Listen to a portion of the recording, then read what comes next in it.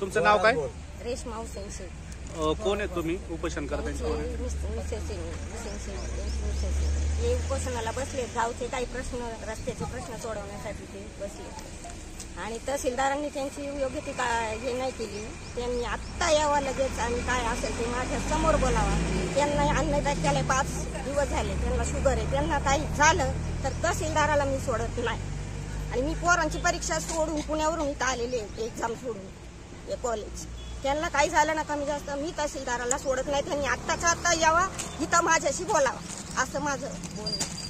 आत्ताच्या आत्ता यावं, जे काय आमचं ग्रामस्थ आम्ही बोलू त्यांच्याशी आत्ता यावा लगेच. त्यांनी तातडीने. त्यांना काही झालं तर मी सोडत नाही.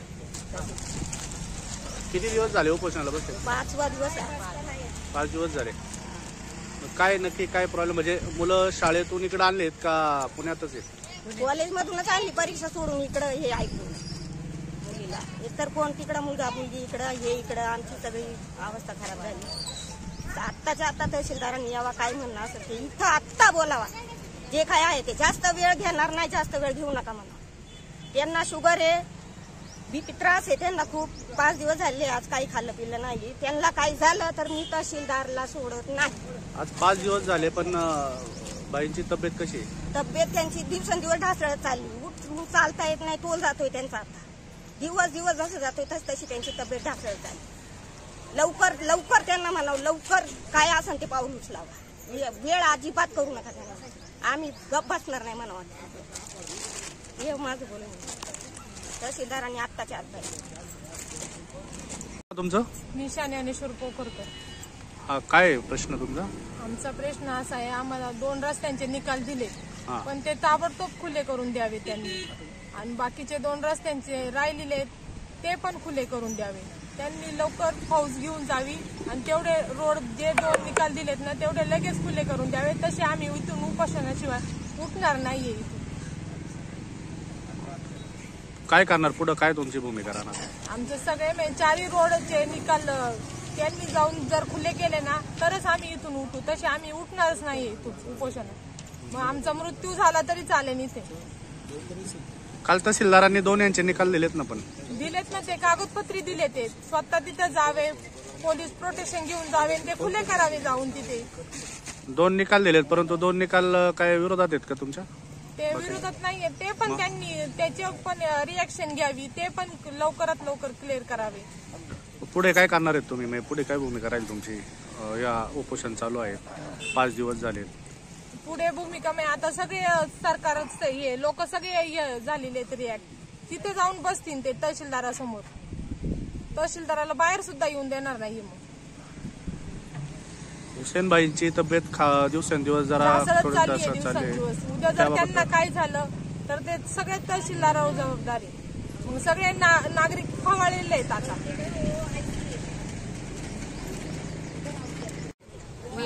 काय नाव तुमचं? मी रोशनी रवींद्र काळे. मी आदिवासी महिला आहे. आज उपोषणाचा 5वा दिवस आहे. आम्ही आमची घरची सगळी कामं तशीच्या तशी सोडून, शेतातली मजुरीची कामं सोडून सगळी आम्ही लहान मुलं घेऊन इथं बसलेलो आहे. तरी काल आम्हाला तहसीलदारांनी 2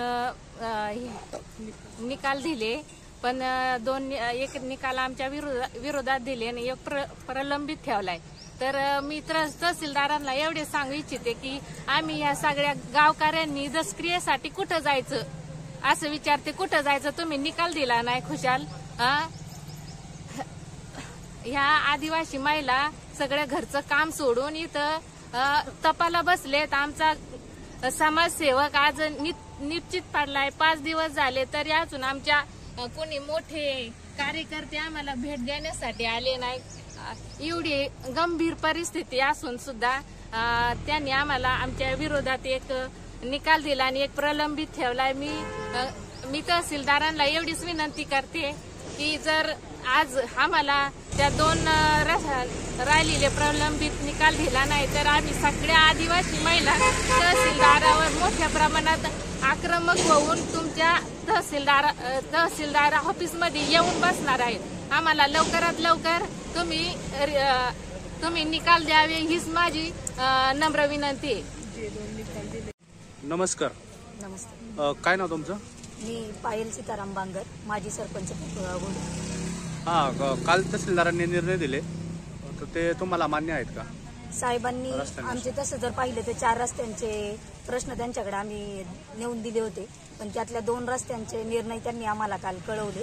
त्यातला 3रा जो दिला तो आम्हाला आमचा अर्जच त्यांनी फेटाळला गेला आहे, त्याच्यामुळे तो आम्हाला अमान्य आहे. आणि जे 2 दिलेले आहेत तर ते जरी आमच्या साईटने दिले असले तरी पण तहसीलदार साहेबांना तो एक अधिकार आहे, त्यांच्या अधिकाराचा वापर करून त्यांनी ते आमचे 2 रस्ते खुले करून द्यावे ही आमची त्यांना नम्र विनंती आहे. कारण जर आमचा ग्रामस्थ आज 5वा दिवस आहे इथं येऊन बसतोय तर आम्हालाही काहीतरी त्यांनी किंमत देऊन ते आमचे जे 2 निर्णय दिलेले आहेत त्या 2 निर्णयांवरती ताबडतोब काहीतरी कार्यवाही करून ते रस्ते खुले करून द्यावे. पुढे काय भूमिका राहणार तुमची?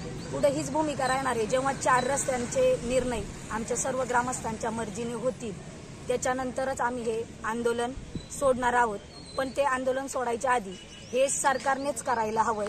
ते जाऊन 4ही रोड हे तहसीलदार साहेबांच्या अंडर खुले करून द्यायला पाहिजेत. त्यांची जर अशी इच्छा असेल की ह्या ग्रामस्थांनी जावं आणि खुले करावे तर ते आम्ही करणार नाही. लोकशाहीचा आम्हाला अधिकार आहे.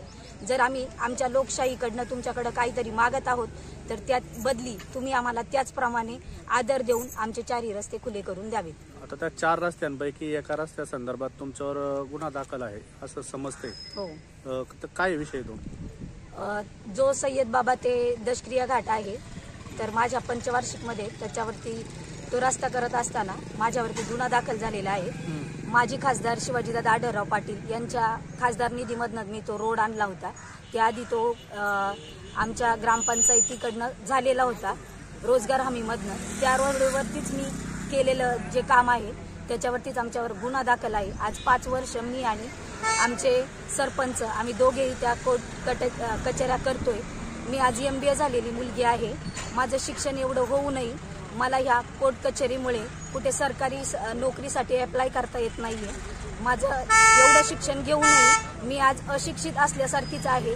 आणि त्याचप्रमाणे मला जे आज तळ येतात तर जर त्यांना समजलं की माझ्यावरती केसेस चालू आहेत तर त्यांच्याकडनं मला होकार येत नाही. अशी माझी आज शिकूनही